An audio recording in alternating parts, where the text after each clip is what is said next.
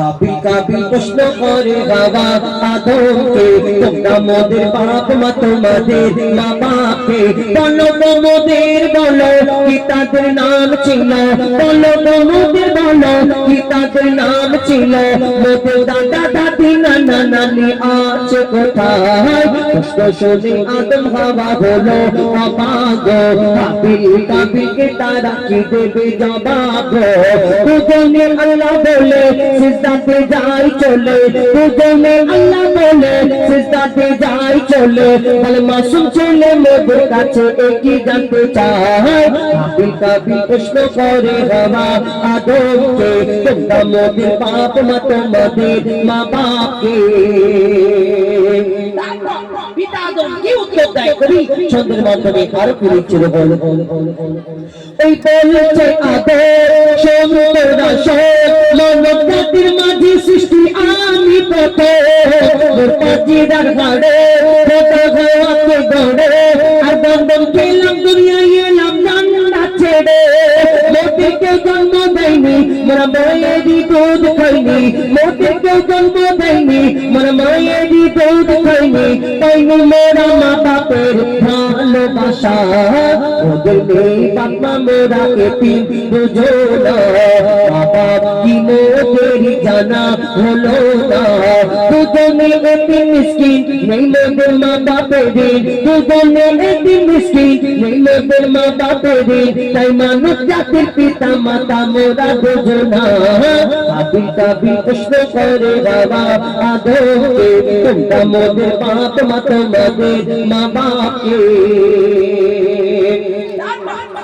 আল্লাহ আদম নবী বানাবে, আদম নবী দুনিয়া থেকে ফেরেশতারা মাটি নিয়ে আসবে, চারজনের মধ্যে তিনজন ঘুরে গেল, চতুর্থ নম্বরে একজন ফেরেশতা মাটি নিয়ে গেল। আল্লাহকে ফেরেশতারা সেদিন বলল আল্লাহ আমরা তোমাদের ইবাদত করি, এতে তুমি খুশি না?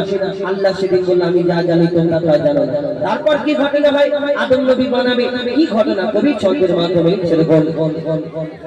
ও মোর আল্লাহ যখন বলে দৌড়বো আদম, ফেরেশতারা শুনে বাধা দিয়েছে তখন, বলে ওগো আল্লাহ পাক তুমি দৌড়েছো জিন্দাত, উৎপাত করে তারা করে না ইবাদত। কি হবে দৌড়ে আদম সে কি আর মোদের মতো, কি হবে দৌড়ে আদম সে কি আর মোদের মতো, কি জানি দেখতে কেমন তাদের চেহারা, খোদা বলে আমি জানি তোমরা জানো না, আদম সৃষ্টি করা আমার আসল বাসনা।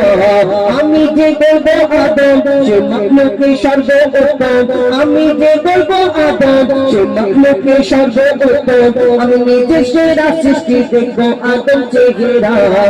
হাবিল কাবিল প্রশ্ন করে বাবা আদমকে, তোমরা মোদের বাপ মা তোমাদের মা বাপকে।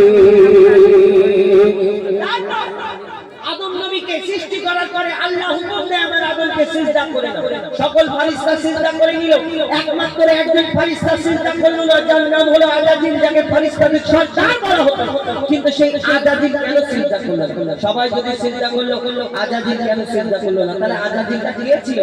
আজাজিলটা ছিল আদম নবীর আগে আল্লাহ একটা জিনেদের দুনিয়া বানিয়েছিল, জিন জাত আল্লাহর ইবাদত করার জন্য। তো সেই জিন জাত আল্লাহর এত নাফরমানি করলো, এত নাফরমানি করলো, আল্লাহ বলে জিন জাতকে ধ্বংস করে দাও। সবাই ধ্বংস হয়ে গেল, একটা ছোট্ট বাচ্চা বেঁচে রয়ে গেছিল। এই বাচ্চাটা ইবাদত করতে করতে কম বেশি 6 বছর ধরে ইবাদত করার পরে, যার নাম হলো আজাজিল, যাকে ফেরেশতাদের সর্দার বলা হতো, তার মনে এই অহংকারটা ছিল, আমি জিন জাত, আমি আগুনের সৃষ্টি, আমি মাটির পুতুল, মাটির আদমকে সিজদা করব। এটা কেমন করে হয়? আল্লাহ জানে না আমি আদমের থেকে দামি? এই দুনিয়ায় আমরা অহংকার করি না? আদম জাত আমরা অহংকার করি দুনিয়ায় যে আমি হয়ে যাই, আমি শিল্পী, আমি এই করতে পারি, আমি ওই করতে পারি। আল্লাহ তোমাকে তাহলে পছন্দ করবে, অহংকারীকে শেষ করে দেবে। কবি ছন্দের মাধ্যমে সেই সম্পর্কে লিখছে ওমর আল্লাহ যখন দিল আল্লাহ আওয়াজ, শোনো শোনো সবাই দেখো আমার বড় সৃষ্টির সেরা মাখলুকের তার, ওমর সাদেরই আদর একে গড়েছি এমন, সরকার নবী জ্ঞান তার মাঝিতে গোদে, আদমকে দেওয়া করে মেয়েরা সিজদা করে, আদমকে দেওয়া করে মেয়েরা সিজদা করে, এই সুযোগ দিলে ছেড়ে পাবি অভিশাপ, আজাজি বলে আমি সিজদা দেব না, আজাজি বলে আমি সিজদা দেব না, আদমের থেকে আমি দামি খোদা কি জানে না। সে শুনলো না খোদার কথা, ঝুঁকলো না তার মাথা, শুনলো না খোদার কথা, ঝুঁকলো না তার মাথা, সাথে সাথে আজাজি শয়তান হয়ে যায়। কাবিল কাবিল প্রশ্ন করে বাবা আদমকে, তোমরা মোদের বাপ মা তোমাদের মা বাপকে, কাবিল কাবিল প্রশ্ন করে বাবা আদমকে, তোমরা মোদের বাপ মা তোমাদের